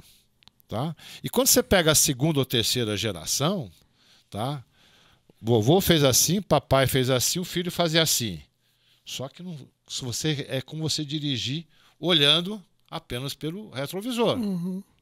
Tá? Então tem que olhar o retrovisor, que são meus valores que estão aqui, que são pactuados na empresa, o fertilizante é o mesmo, mas a forma é diferente. Eu uso o exemplo do peixe na travessa, não sei se você já viu esse exemplo, para exemplificar isso. A filha estava lá e toda vez que ela ia pôr o peixe na travessa, ela cortava a cabeça do peixe, cortava o rabo do peixe e punha o peixe sem essas duas pontas. Aí perguntaram, por que você faz isso? Ela falou, porque minha mãe fazia assim. Aí foram na mãe dela. Por que você fazia isso? Porque minha avó fazia assim. Aí foram na avó dela. Por que você fazia isso? Porque minha bisavó fazia assim. Aí foram na bisavó que era viva. Por que você fazia isso? Não, porque a travessa era pequena. Entendeu? Porque a travessa já cresceu e eu continuei cortando o rabo e a cabeça do peixe. Então, ou seja, às vezes perguntar o porquê das coisas, o porquê está se fazendo. Eu acho que a cultura tem muito disso, né? Às vezes você faz muito uma coisa sem saber o porquê. Por quê? Porque sempre se fez assim, sempre se virou um costume de fazer assim, aquilo vira uma cultura. E quando se dá a ruptura, é o seguinte, fazendo uma comparação, tem um autor que chama, você tem o seguinte, que as empresas são como se você imaginar um pouco a vida. Na infância, tá? Na empresa, como na infância, no início. Vai no início, ele vai no toque-toque. O empresário está lá, o empreendedor está... Perfeito. É a frase da bandeira, né? Ordem e progresso invertida. Progresso primeiro, depois ordem. Exatamente. Aí você ordem e progresso é só na bandeira. Aí ele vai um pouco para a juventude, ele fica desengonçado, começa a crescer, a estrutura começa a mexer, alguma coisa. Então ele tem um segundo gap, depois ele entra na maturidade. E a maturidade não é eterna. Só que ele está com o mesmo estilo de gestão passado. Entendi. E quando os filhos veem aquilo, porque na verdade o empresário ele investe muito no filho enquanto sucessor, é quase que um desejo natural que o empreendedor qualquer de ter o filho seguindo a profissão, não a profissão, mas o negócio do pai. Só que o filho já pensa um pouco diferente. Então, eu vivo esse choque de geração diariamente. O que na realidade os empresários fazem hoje? Educa os filhos, manda o filho arrumar emprego fora, de forma geral, vai errar lá, não vem errar aqui, traz e vão manter a nossa cultura de nova forma. Só que isso, de uma certa forma, quando é passado para as empresas, empresas médias, tá? Ele é colocado de uma forma muito forte, que às vezes impede até dos filhos não criar uma nova cultura, mas pegar essa cultura e adaptar aos tempos modernos. Então tem valores, por exemplo, que eu falei em termos de fidelidade. Hoje, imagina, fidelidade? Que raio de fidelidade que é essa? Tá? A fidelidade que se tirava a sua camisa, aparecia o logo da empresa, que hoje não existe mais. O cara tem fidelidade hoje o quê? A sua carreira compartilhada, essas coisas todas. Não significa que o sujeito não vai ter, a empresa cresceu assim, fidelidade, ele vai assumir. E hoje você tem muitos executivos em termos de empresas multinacionais que estão vindo para a empresa média. Profissionais estão vindo para a empresa média. Por quê?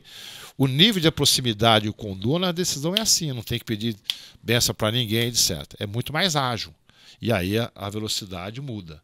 Então, só que hoje ele incorpora alguma coisa. Sabe? É muito interessante, é um tema que eu gosto muito. O que, na realidade, eu posso alertar, aproveitar que a gente está aqui, alertar que a questão um pouco do clima organizacional, que é pouco de cultura. Muitas vezes o pessoal faz o clima organizacional, está contente de salário, contente de benefício, etc. Tá lá. Aí faz a pesquisa, tabula, etc. O que eu faço com aquilo? Nada. Então é preferível não fazer. Se eu não quero olhar no espelho, e a regra é essa, é ser anônimo, para ter uma veracidade maior, essa coisa toda, não faça. Faça pequeno grupo de discussão, alguma coisa, mas não levante expectativa. Entendi. O cara vai. Aí entra na questão do corredor que você falou. O chefe sai, fica todo mundo olhando, porque o chefe, na realidade, ele não é o criador da cultura. Tá? Ele é praticamente o guardião da cultura. Policial da coisa. Sabe? Aí a cultura tem que estar enraizada. Eu uso outra metáfora também para citar isso que você falou de se você não vai fazer nada, é melhor não fazer, né? Na faculdade, você é o coordenador de um curso de contábeis. E tá tudo bem, ninguém tá reclamando nada do professor, a turma tá indo bem, etc. Aí você vai lá na sala e pergunta: o professor tal tá bem? Acabou. né? Você deu moral pro aluno falar o que ele achava, e ele falou, ele não ia reclamar no NPS, alguma coisa assim. Mas como você perguntou, você deu essa moral, vamos pensar assim, você instigou ele a falar alguma coisa. Aí se o cara falar e você não tiver ações corretivas em relação àquilo que ele reclamou do professor, mesma coisa, você não tem perguntado. Por isso o seguinte, porque a gente faz pesquisa de clima também. A gente olha o seguinte, você vai se olhar no espelho. Respostas podem não vir aquilo que você imagina que seja. Perfeito. Certo? Quer fazer? Quer fazer? Legal. Você vai fazer o que com isso? Porque ter a fotografia e esconder, eu não fazer. Certo? E normalmente a pesquisa de clima, ele não necessariamente é um reflexo da cultura. Ele está muito ligado. É uma verificação. Se é a uma cultura verificação daquilo ou não. Porque eu posso ter, eu falei da diversidade, geracional. O clima, ele pega o momento. É aquela fotografia daquele momento. A cultura é aquele que está lá. Se você pegar um clima logo depois do pagamento de bônus, ele vai ser bom. Depende do resultado. Depende do resultado. Depende do resultado. Mas isso. Mas e aí, cara? Qual que é o melhor momento para se fazer? Qual que é a melhor indicação para fazer? Ou melhor não fazer? É tenso, né? O que empresas médias e pequenas, a primeira pergunta é: por que você quer fazer isso? Porque eu estou tendo turnover, porque eu estou tendo não sei o quê, estou tendo absenteísmo, etc. Legal. Não precisa fazer clima. Vamos ver os dados que você tem. Vamos ver como é que está. Simplesmente, está sendo gente? Tem uma entrevista de desligamento? Pois é. Teve uma pergunta depois do porquê que saiu. Por que saiu? Uma pesquisa. Pesquisa simples. Porque quando eu abro demais, na realidade, eu crio uma expectativa. Tá? E essa expectativa tem que ser muito bem trabalhada, num clima, vamos dar feedback para vocês, porque tem a questão da própria transparência depois. Tá? Eu conheço empresas que têm não aqui na região, que tem um excelente brand, que a gente chama de excelente marca no mercado, resolveram fazer uma pesquisa. Deu ruim. Decepcionaram. Ou seja, o que fizeram? Tá? Se mudou recursos humanos, trouxe alguém mais popudo e demitiu 50% da diretoria para resolver. Olha. Isso é fato concreto, não posso dizer o nome da empresa. Aliás, se vocês tiverem curiosidade, procura na internet, tá por aí aparecer uma entrevista que foi bastante elogiada, inclusive. O cara admitiu, 50% não ia dar conta. Olha. Agora, pergunta de 10 milhões de dólares agora. Como trabalhar clima e cultura com o pessoal de home office? A desgraça de pergunta, porque é o seguinte, já foi provado, inclusive hoje eu vi uma notícia interessante. E você não sente aquilo, né? Interessante, porque tem um pessoal de home office que está entrando em ação contra a empresa, porque não quer voltar a ter trabalho. Olha, o que durante a pandemia se percebeu? Foi trabalhando muito na pandemia essa questão da liderança, né, que eu comentei contigo aqui. Se percebeu que a solução para ter esse engajamento, questão de clima, tem que passar pelo presencial. Se é 100%, não tem. Qual que é a tendência hoje? 3x2, 4x1, depende. Tá? E as empresas, de uma certa forma, fizeram isso porque você tem todos os deslocamentos, você tem qualidade de vida, entre aspas. Porque se você trabalha em home office 15, 12, 13 horas por dia, o efeito estresse, o burnout é a mesma coisa. É pior, né? Certo?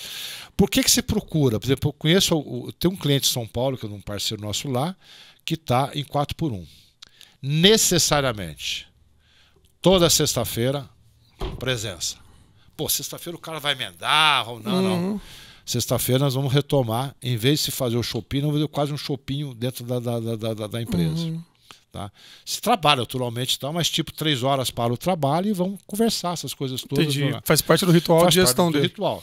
Empresa de grande porte, de 2 acionistas, de 2 donos. Certo? Então, quando você faz isso, você não consegue manter valor à distância. Pensa você tem filhos? Tem? Tem um. Quantos molequinho anos? De 1 ano. 1 ano. Imagina o seguinte, quando esse garoto tiver com 12, 10, 12 anos, 13 anos e vai dizer assim, pai, eu estou querendo morar fora, estudar fora, etc, etc. É óbvio que ele vai levar os valores da família com ele. Mas esses valores têm que ser preservados. Valor preservado significa, tá, ok, pelo menos uma vez aqui para fazer o macarrão da mama. É um pouco por aí. Entendi. Tá? Então, essa conexão relacional, e o homem é gregário, ele é relacional, todo ser humano é. Se eu não tivesse, eu não consigo manter. Tá? Eu acho que a maior ferramenta de manutenção de clima e cultura é a contratação, concorda? É o quê? Contratação. No ato da contratação, eu tenho que ver se os valores estão alinhados. Tem uma frase, um famoso caso do Jack Welch, que diz o seguinte: seja cuidadoso ao contratar e rápido ao demitir. Tá? Ele foi chamado de Mr. N, ele destruía, preservava os ativos e demitia as pessoas. Ele tinha, a folha de avaliação de desempenho dele era uma folha em branco. O que você fez no ano? Não tinha critério. Critério que a gente era quase que individual. Entendi. Só um comentário à parte aqui. E é óbvio que na contratação, quando eu vejo a questão de valores, seguinte, alta probabilidade de engajamento. Agora, aí eu vou dar um recado aos meus amigos de recursos humanos. Recursos humanos muitas vezes pinta o cenário muito cor-de-rosa, porque ele quer atrair, ele quer contratar, o mercado está difícil, a coisa toda. A frustração é tremenda. Ele quebra a expectativa. Ele quebra a expectativa, assim, a minha empresa é assim, assado, cozida, etc, etc. Chega lá o primeiro dia, não é. Segundo dia o cara vai lá. Por quê? De uma certa forma, quando você contrata, é estrada de mão dupla. Você está contratando e alguém está oferecendo o seu trabalho. Então, o grau de felicidade de ambos, é claro que não é comparável. Tá? E eu falo que a confiança da contabilitar nos colaboradores é totalmente igual ao dos colaboradores na contabilitar. Exatamente. Eu tenho muita responsabilidade em uma ação, uma decisão que eu tomo, porque tem 90 pessoas confiando nas minhas ações, né? E você consegue fazer quando isso? Você disse uma coisa seguinte, pessoalmente o pessoal teu vai ver esse podcast. Você vai dizer assim, estou com dificuldade nisso, você dizendo. E daí, qual é o problema? Transparência. A transparência está ali. Agora, é óbvio que muitos empresários aí não gostam muito de abrir, entre aspas, dados da empresa para o pessoal. Sabe? E principalmente, às vezes, os dados, de econômico, financeiro, mas se você quer partir para um caminho de um bônus em cima de resultado, se você não compartilhar o resultado, não tem jeito. Você pode trabalhar. Então tem todo um progresso. Não é sair também, Felipe, mudando. Claro. Todo o processo de mudança, a não ser que você faz uma empresa, tecnicamente o pessoal chama da virada, o turnaround, o pessoal chama, aí outra questão, a empresa está em crise, alguma coisa toda. O processo não de mudança de cultura, o processo de manutenção dessa cultura com os novos mercados surgindo, essa coisa toda, ele é gradual. Você não faz isso num piscar de olhos. Por isso que a preservação da cultura, principalmente em empresa familiar, empresa de dono, tem que passar pelos sucessores. Não bota o sucessor para ser gerente geral do departamento X. Bota o cara para trabalhar lá embaixo. Respira a cultura da empresa. Exatamente. Vai no chão de fábrica.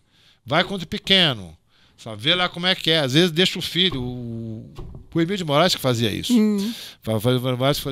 Vai ralar nele e vem acertar aqui. Um pré-requisito para virar diretor na empresa dele, só pode dizer que é público, estou cometendo nenhuma confidência aqui, vai trabalhar fora. Não, a gente tem um podcast aqui que a gente fez com o pessoal do IPD e o Giuseppe falou isso pra gente no podcast. Ele disse, eu cortava litro garrafa PET descartável lá na produção, entre aspas, do IPD para começar a trabalhar. Então, é essencial isso, né? Você entender o cara lá de baixo, entender tudo, entender os problemas que ocorrem desde a base para poder ser um bom gestor depois.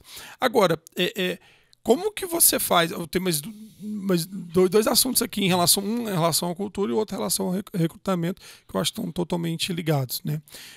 O empresário, você falou muito bem falado da curva eu chamo isso de curva de maturidade do empresário. No começo lá o progresso, depois a ordem, e depois vem ajustando. E na minha área acontece muito, né? Tem muito empresário que ele se torna um pouco, sei se a palavra é essa, mas relaxado, desleixado com a parte tributária, com a parte contábil, porque ele precisa vender, contratar, pôr a empresa para rodar, a máquina para funcionar e etc. Ele não tem tempo para isso. Depois ele chega num grau de maturidade que ele vai preocupar com isso e isso vai melhorar a performance dele, os resultados, etc. E eu acho que recursos humanos é a mesma coisa. Ele vai contratando do cabelo mais bonito, o cara que tem a solução, que está no mercado na hora que ele precisa e por aí vai. Depois que ele vai pensar em RH, que ele vai pensar em algumas coisas nesse sentido, né? E aí ele não consegue fazer boas contratações. E às vezes ele tem pessoas na equipe que não está batendo com a cultura da empresa e aí ele precisa retirar isso. A própria empresa, às vezes a própria cultura expurga aquele cara fora da cultura e às vezes não, né? Só que você tem um problema de recrutamento que é a escassez de mão de obra. E a gente está vivendo muito isso na nossa região. Eu não posso me dar o luxo de escolher alguém que está aliado à minha cultura. Por quê? Porque eu não tenho esse alguém, eu não tenho essa pessoa.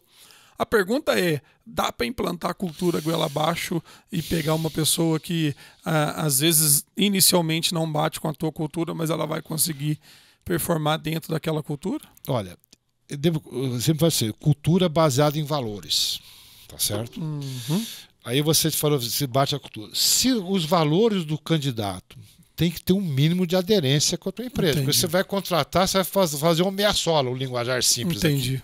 Meia-sola. Então, é preferível, às vezes, você demorar mais para contratar do que você contratar no desespero alguma coisa. Entendi. Certo? Porque não vai ter... Você fala o seguinte... Então, eu entendo objetivamente, você falou não.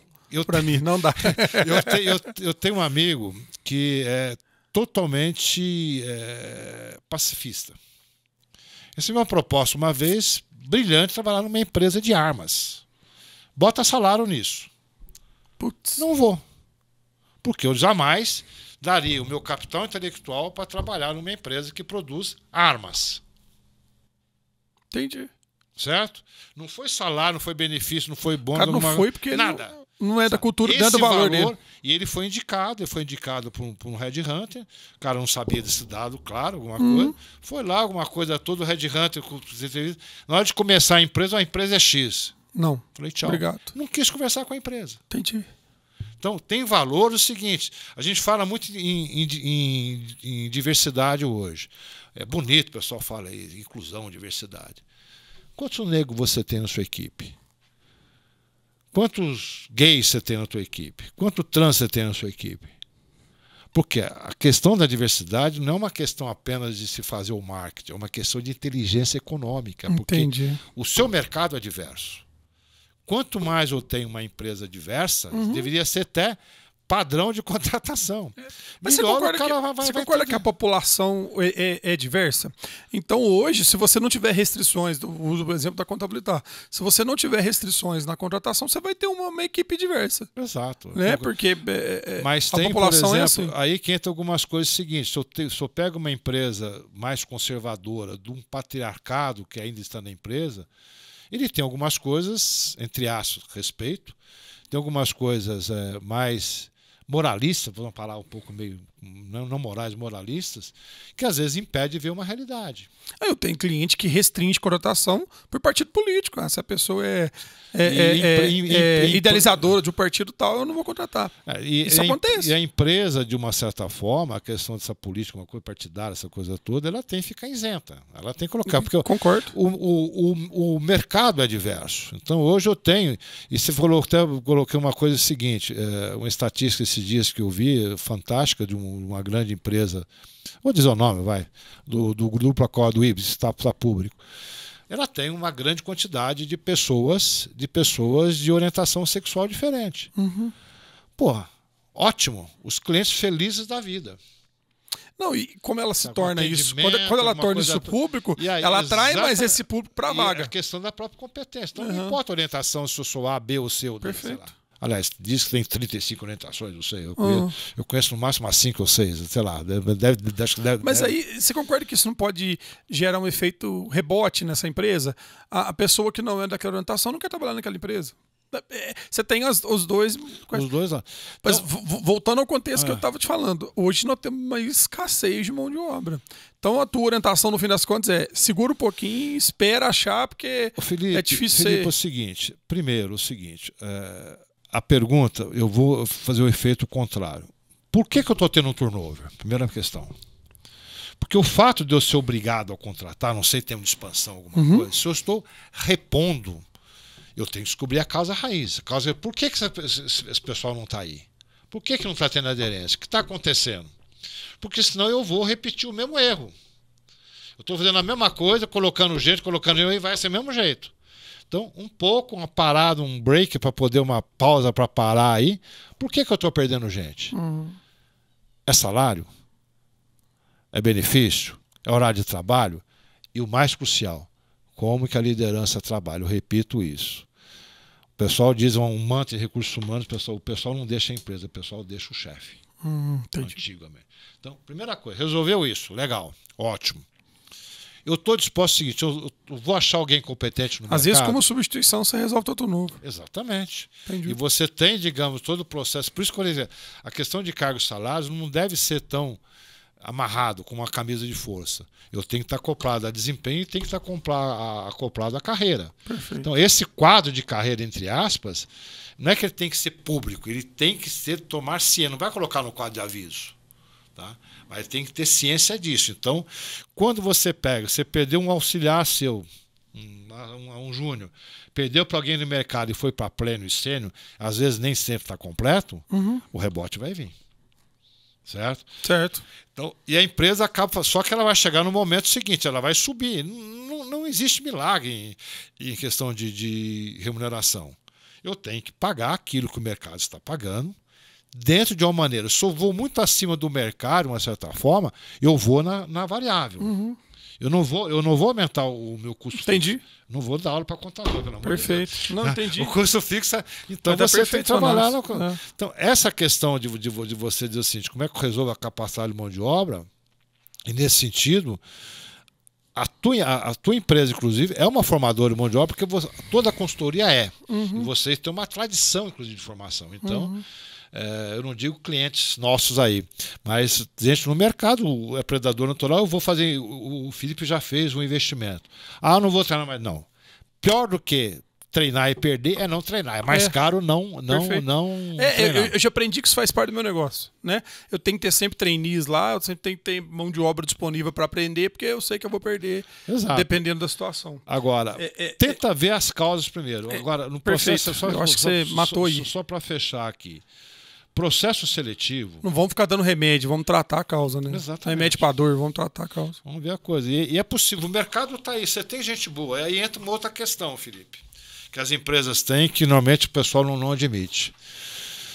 Tem muita gente de cabelo grisalho, cabelo, como é que chama isso? Tem um nome técnico, o pessoal, não é bronzeado, como é que o pessoal chama? De bronze, sei lá. Que, olha, precisa trabalhar. Falei de carreira estendida.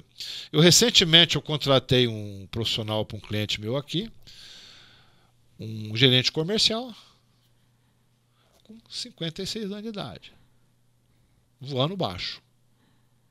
Uma formação maravilhosa. Eu já vi uma notícia esses dias, não sei se foi notícia, foi num treinamento que eu fiz. O etarismo, só que o seguinte, é o preconceito mais forte dentro da empresa hoje. Mais forte. Assim, eu não lembro se foi num treinamento que eu fiz, que um empresário falou, mas eles estavam contratando muito ex-militares. E para o perfil de vagas que ele precisava, esses ex-militares, ele casava como uma luva, sabe? Porque tinha boas mãos de obras dentro disso. Então, aí essa questão é a seguinte, porque ampliar um pouco a coisa. No teu caso específico, é claro que alguém, você essa questão de etarismo, você é exatamente o inverso. Você tem, nessa idade, a juniorização da equipe no início, para depois tornar pleno alguma coisa. Então, agora, quando o pleno chegou aqui, espera um pouquinho. O júnior está olhando para o pleno, opa, esse cara vai sair, eu vou pro lugar dele. Precisa disso. Pois é. Aí é a questão de geração de oportunidade. É aí que tem que gerar internamente a questão de o Y que você falou, né? Agora, voltando no contexto que eu falei que o empresário é o progresso, depois a ordem, né? Ele contrata, apareceu lá, contratou. Ele não faz uma avaliação comportamental para contratar.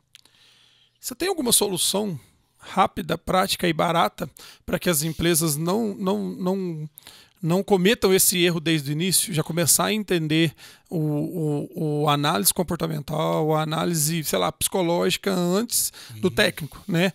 O cara é um bom técnico, mas para aquela função ele não tem boas habilidades. O chá lá de Fleury. Uma solução prática barata hoje é o seguinte: treine os seus líderes que contratam. No seguinte sentido, de processo seletivo. Porque o recurso humano, quando a empresa tem, ele fica entre. Eu brinco às vezes, eu brinquei, já falei entre aspas mal de recursos humanos aqui, não é bem isso. Mas o RH, às vezes, é o recheio do sanduíche do diabo.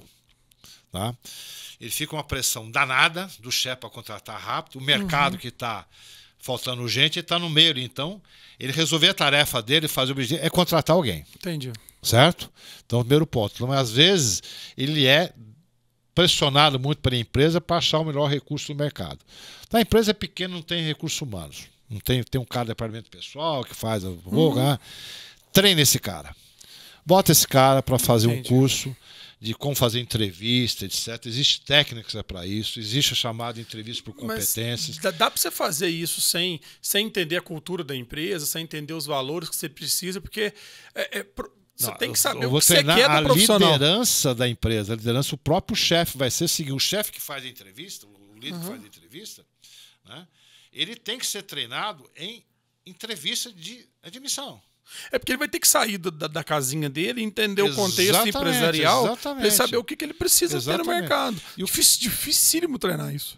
O que você percebe normalmente, que a gente percebe em termos de entrevistas com um cliente interno, que a gente chama? Os líderes não têm essa habilidade de identificar uma entrevista por competências pelo andar da carruagem. Ele vai no técnico. Trabalhou aqui. Isso está na carteira, no currículo do cara. Entendi. Certo? E como é que ele faz isso? Existe treinamento que a gente faz. Eu fiz isso recentemente com uma empresa em São Paulo, uma empresa média, que uma empresa, você imagina, uma empresa de telemarketing. Imagina como é que é o turnover. Certo? A gente aprimorou na realidade, a pressão do telemarketing, os líderes, de certa forma, das áreas, cada área diferente, selecionava aquilo e caía na mão. E, normalmente o telemarketing é o primeiro emprego, você sabe disso. A gente conseguiu resolver? Não, mas um turnover que estava em torno de 12,5%, conseguimos reduzir para 7 e pouco por cento. Pô, vantagem. Fizemos só isso? Não. Tá? Fizemos, inclusive, junto com. A gente não colocou. A gente contratou uma empresa de avaliação de alguns testes, não posso falar que é teste psicológico, é errado, de inventários comportamentais, que te dá um pouco a empresa. Dá um custo não é tão barato, mas o mais barato, você falou a resposta é a seguinte: treine os seus líderes. É entrevista de seleção. Perfeito. Tá? E entenda o recurso humano o seguinte: ao brincar com o recurso humano, ele é responsável, deveria ser, por no mínimo 3 meses pelo período de experiência do funcionário. Entendi. Tá? No mínimo. Acompanhar. É um onboard ali. Não tem. Ele não faz isso. Agora, de uma forma geral, né? Pela outra ponta, é possível eu terceirizar, pegar uma empresa de recrutamento e seleção e pedir para ela fazer, sem ela conhecer o meu interior, sem ela conhecer meus valores, sem ela conhecer minha cultura? É possível. Eu dou um manualzinho de cultura para ela e ela resolve? Olha, tem um ditado mineiro que diz que você só conhece alguém quando você come um quilo de sal junto, não é isso? É um pouco por aí. É claro que uma empresa terceira, ela pode resolver, mas ela tem que estar integrada e saber exatamente quais são, como é que é a empresa. Não é fecha o contrato hoje, amanhã começa a contratar. Tem que ver o seguinte, de certo ponto, eu faço processo seletivo no nível de analistas para cima, supervisão, gerência. Eu sei o cara que eles vão gostar. Entendi. Sabe? Recentemente eu fiz 2 contratações de uma empresa que veio para Varginha. Eu não conhecia a empresa. Falei assim: ó, quero conhecer o dono. Cara, como? Saí daqui, fui até Itajubá, conheci a família inteira, porque eu sabia que, na realidade, o sucesso da identificação desse profissional no mercado ia depender do quê? Dos valores dos acionistas originais. Perfeito. Modéstia à parte. Pagando deu um pouco certo. Aqui, deu certo, parabéns, felicidade, legal, ótimo. Tá. O que acontece dentro da terceira? Tem que conhecer a empresa, tem que ver a empresa, tem que comer um quilo de sal junto. Porque o processo seletivo em si, tecnicamente, tem suas pegadinhas, é claro, tem suas dificuldades, mas ele tem que selecionar alguém, não aquilo que ele acha, mas sim aquilo que vai melhor adaptar ao cliente. Perfeito. Ele tem que apostar nisso. Para apostar nisso, tem que conhecer, Show. como a gente diz na gíria, a guspidinha, né? Numa linguagem bem simples aqui. Para a gente terminar, então... Agora, eu tinha uma outra pergunta na cabeça, mas na tua frase me trouxe outra pergunta, então vou ter duas. Você falou 12,5, 7,5 de turnover. Como calcular o meu turnover? É fácil, é o seguinte, você tem um turnover, você tem a fórmula clássica, né? Normalmente você tem um turnover provocado e um turnover espontâneo. O turnover provocado te representa o erro de seleção. O pessoal de recursos vai matar aqui, vai jogar... Errei no recrutamento, eu causei o turnover. O turnover provocado é esse, eu selecionei errado. Sendo bem objetivo, né? Porque às vezes não tem escassez de mão de obra, aí vai ter vários justificativos do porquê que é daquela contratação. Tá. Mas eu entendi, show. Tá. Se você tem dúvida, na realidade, você pode, entre aspas, de certa forma, até fazer uma terceirização prévia de 2 meses, 3 meses com uma empresa. Tá certo. Tô lá, eu tô em dúvida, tá legal, tá legal. Esse é o turnover espontâneo que o cara chega, Fábio, Felipe, quero ir embora. É o predador lá. Ah, por quê? Não sei o quê, não sei o quê. Aí, na realidade, com o desligamento, conhecer, etc., essas coisas todas a ver. Você vai resolver tudo? Não vai. Tá. Tem empresas que têm um turnover até maior pela natureza. Não, eu falei telemarketing. Você tem empresas, às vezes, que a questão do clima organizacional, ele pesa, mas às vezes um aumento de salário de 20, 30 reais, ele vai embora. Entendi. Tá? Pessoal um pouco mais simples de produção, que é muito ligado à questão financeira, né? Você pegar a pirâmide de massa, vai estar lá no primeiro, segurança, aquela coisa toda. Então depende. A resposta é o seguinte: eu sempre brinco. A formulazinha para calcular. Me dá o seguinte: você me pergunta que oração, eu falo, me empresta o teu relógio. Entendi. Eu tenho que ver as horas pelo seu relógio e não pelo meu. Entendi. Basicamente isso. Mas o cálculo é quantidade de saídas. Versus. Tem a fórmula clássica, espontânea, é número de contratações versus demissão, multiplicado por sua porcentagem pelo número total de funcionários. Beleza. Então, o índice de turnover, tá?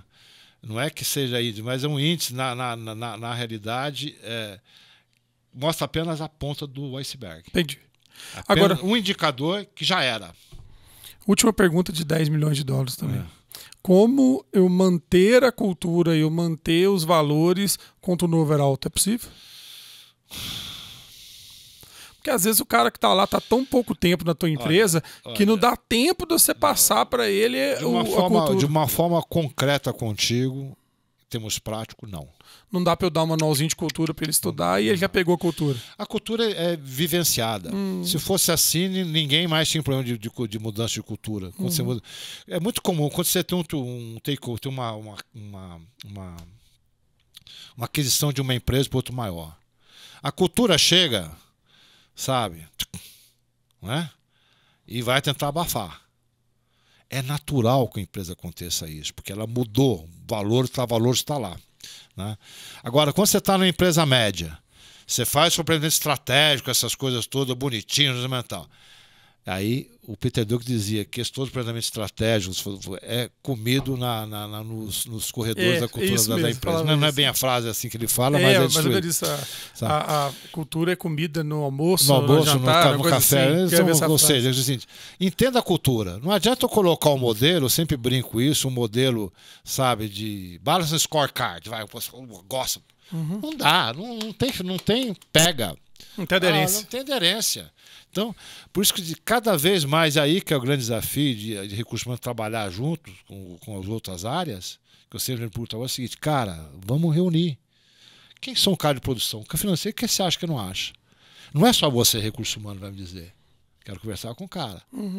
Porque ele é apenas um elo da cadeia que está dentro da própria engrenagem. Se a engrenagem não funcionar, não é figura de linguagem. Não funciona mesmo. Perfeito.